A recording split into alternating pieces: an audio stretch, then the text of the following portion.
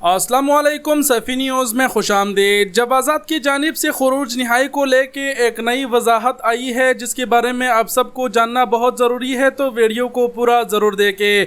दरअसल जो वजाहत है वो खुरूज नहाई के हवाले से ऐसे है कि कुछ लोग अगर खुरूज नहाई लगा ले और बाद अज़ा उसका इरादा चेंज हो जाए कि भाई हमने खुरूज नहाई नहीं जाना है और कैंसिल करना है, तो कौन से अफराद जो है खुरूज नहाई कैंसिल कर सकते हैं और कौन से अफराद नहीं।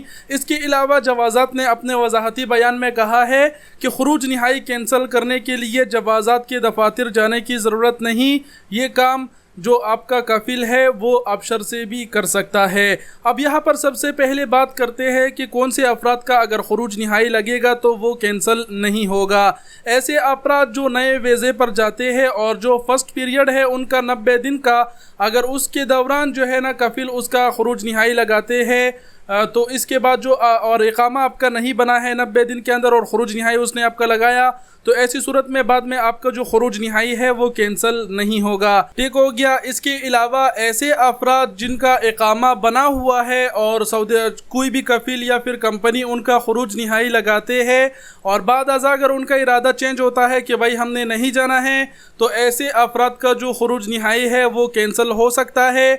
लेकिन यहाँ पर जवाज़ात ने शर्त बताया है कि उनका जो इकामा है वो वैलिड हो, वो एक्सपायर ना हुआ हो। और जिन अफराद का इकामा एक्सपायर हुआ हो, अगर खुरूज नहाई कैंसिल करना चाहे तो उसके लिए ज़रूरी है कि वो सबसे पहले इकामे को तजदीद करे और इकामे के एक्सपायरी पर जो जुर्माना आयद होता है वो भी अदा करना होगा।